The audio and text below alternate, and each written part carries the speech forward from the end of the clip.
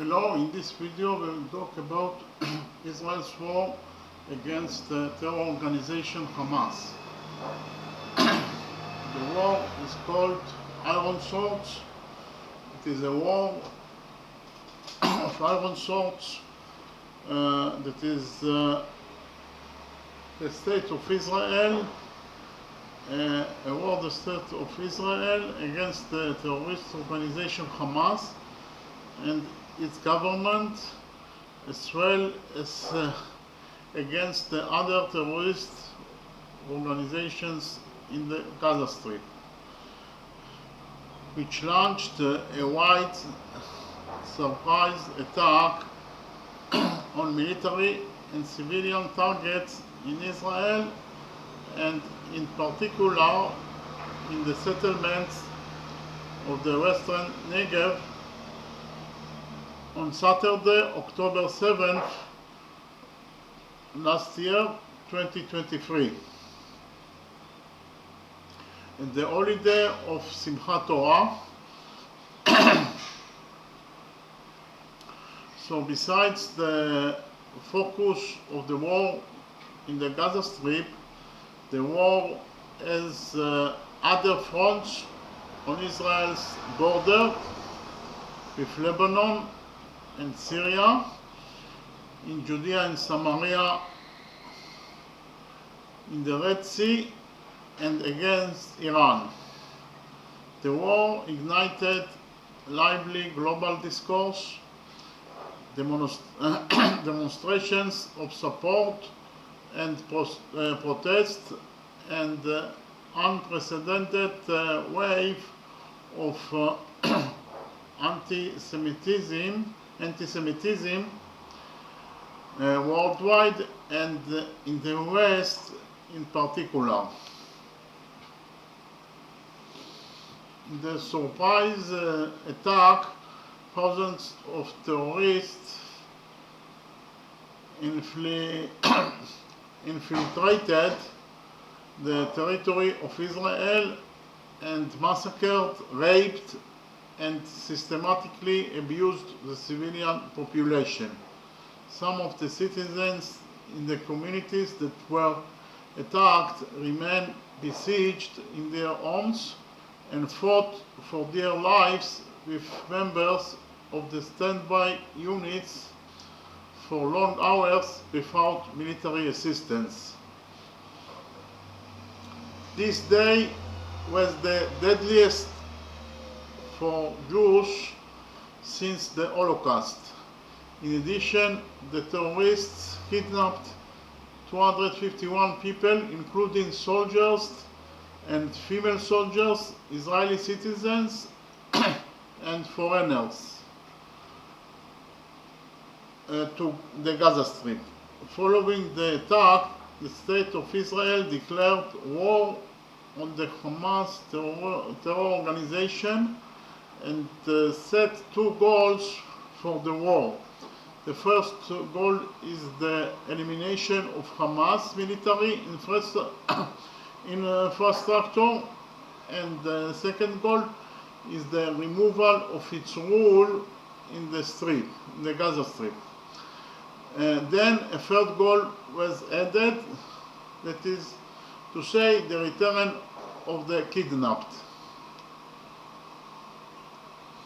The IDF mobilized over 360,000 soldiers into reserves, the largest reserve mobilization in the country's history, and thousands of civilian vehicles.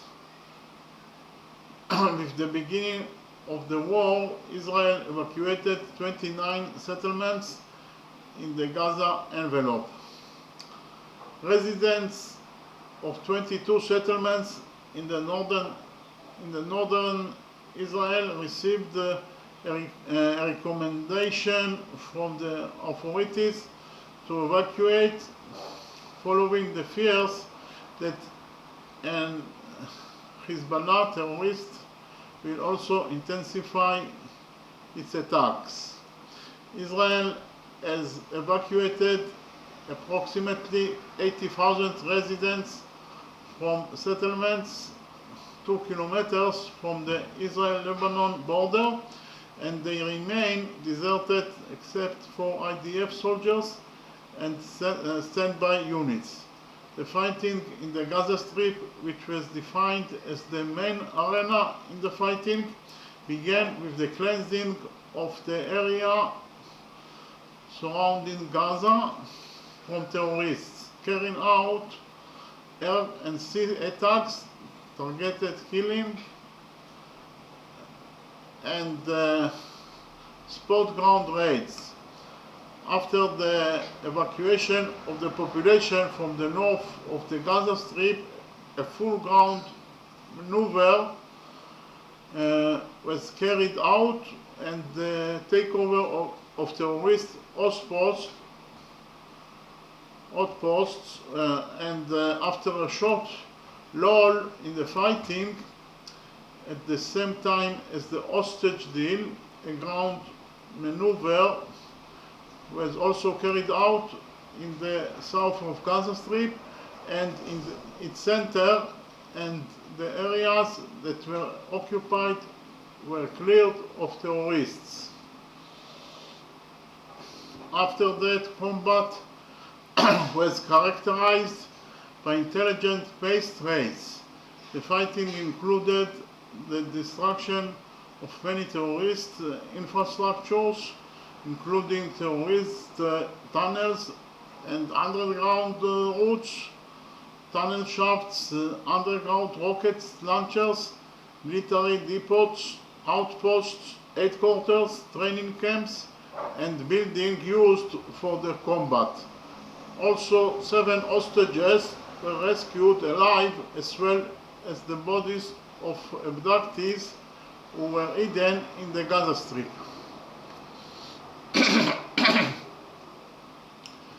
The fighting on the northern front takes place between Israel and the Islamist Shiite terrorist organization Hezbollah and other terrorist organizations on the Israel-Lebanon border and the Israel-Syria border. On the second day of the war, Hezbollah launched guided rockets and artillery shells at the IDF positions in Ardov and Chavat Shiba, and Israel responded with the drone strikes and artillery fire.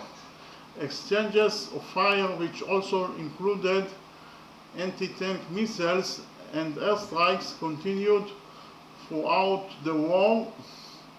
Hezbollah ranges the abandoned settlements on a daily basis by firing precision weapons against tanks, causing the systematic destruction of houses, and damage and losses were caused to IDF bases.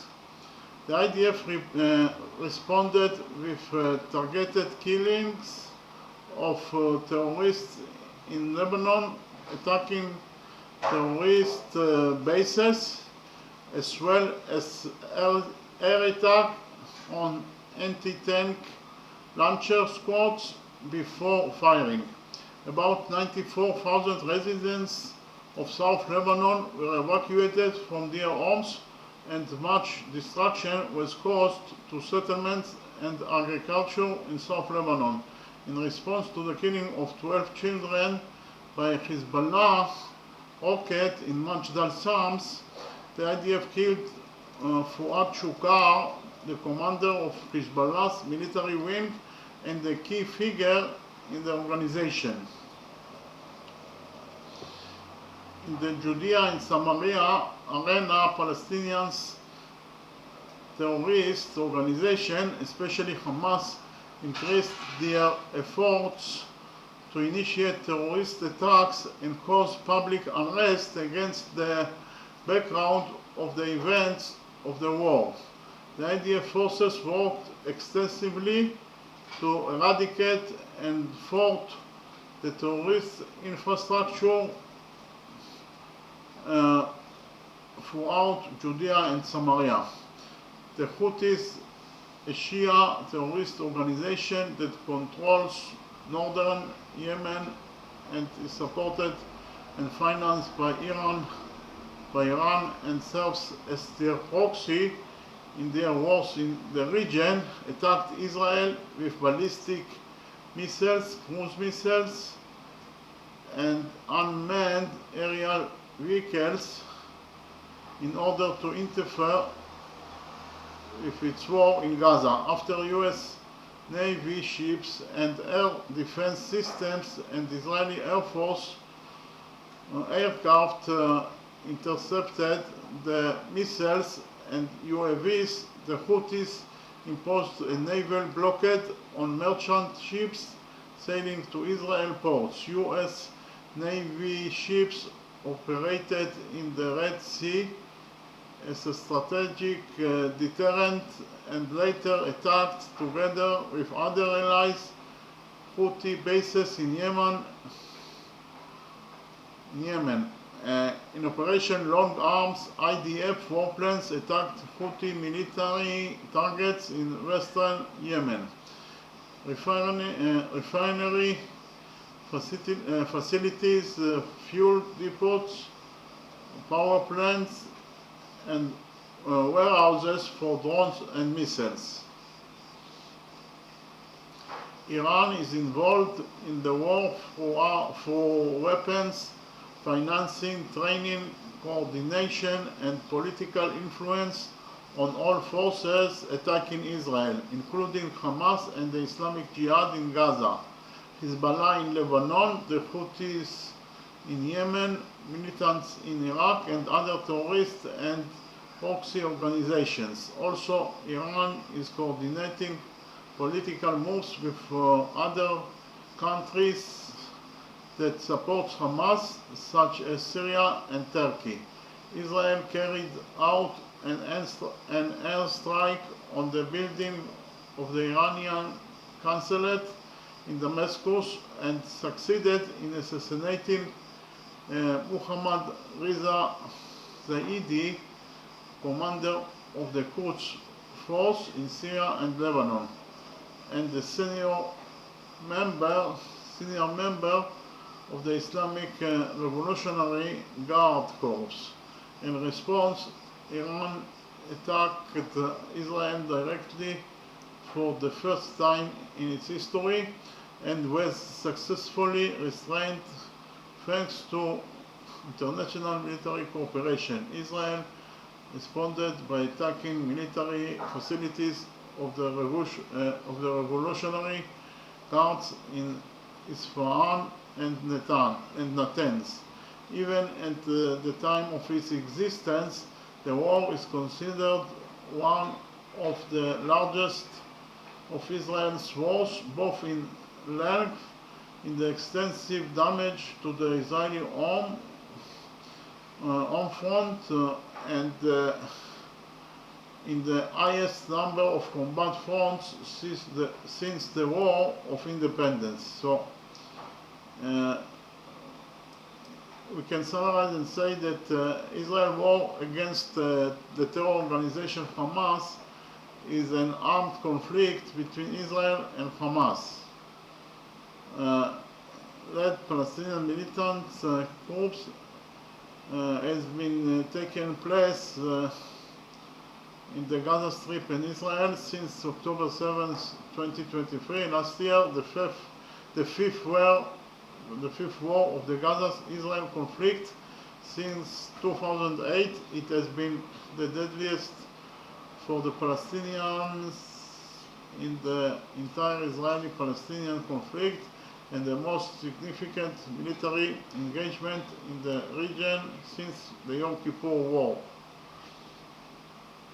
The war began when Hamas-led militant groups launched a surprise attack on Israel on October 7th, which involved a rocket barrage and a few thousand militants breaching the Gaza-Israel barrier and attacking Israeli civilian communities and military bases. During this attack, 1,139 Israelis and foreign nationals were killed, including 815 civilians. In addition, 251 Israelis and foreigners were taken captive into Gaza with the stated goal to force Israel to release Palestinian prisoners.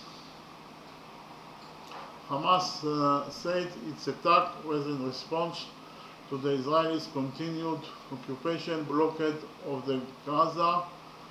Gaza and an expansion of settlements, as well as alleged threats to the Al-Aqsa Mosque and the general plight of Palestinians.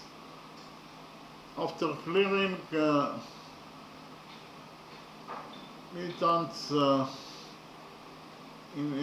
from its territory, Israel launched one of the most destructive bombing campaigns in modern history and invaded Gaza on October 27th with the stated objectives of destroying Hamas and freeing hostages.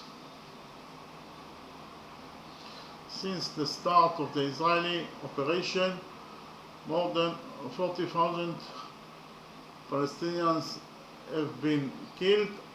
Half of them were terrorists, and Israel tightened blockade, cut off basic necessities, and attacked on infrastructure, have caused healthcare collapse and impending famine. By the early 2024, Israeli forces had destroyed or damaged more than half of Gaza's houses, at least a third of its tree cover and farmland, most of its schools and universities. Actually, the Israeli army destroyed the schools because of the fact that the Hamas terror organization group fired from the schools. They used the schools to fire rockets to Israel. So it was actually justified. Hundreds of cultural landmarks and at least dozen cemeteries. And nearly all of the Strip's 2.3 million residents have been forcibly displaced. Over 100,000 Israelis remain internally displaced. The war continues to have significant regional and international repercussions. Large, primarily pro-Palestinian protests have taken place across the world, calling for a ceasefire. The International Court of Justice is reviewing case accusing Israel of committing genocide in Gaza. So it was a very unfair move because of the fact that Israel started the war against the Hamas terror organization group and other terror organizations groups in Gaza because of the massacre that Hamas did in Israel on October 7th. They massacred, they beheaded babies, and they raped the girls, and also they murdered elderly people and also babies and girls. And they did a lot of atrocities, and Israel, the act of Israel was self-defense. Actually, it is an exemption, it is a war that Israel must do because of the fact that it is an existential war. Okay, so the only entity that should be brought to the ICC is the Hamas terror organization group that did atrocities on October 7, and this only then justice will be done. The United States has given Israel extensive military aid and vetoed multiple UN Security Council ceasefire resolutions. Meanwhile, the axis of resistance have engaged with its groups attacking American military bases in the Middle East. The Yemeni Houthi movements attacking commercial ships allegedly linked to Israel, incurring a US-led military response, and the ongoing exchange of strikes between Lebanon's Hezbollah and Israel risking the eruption of another full-scale war. Okay, thank you very much.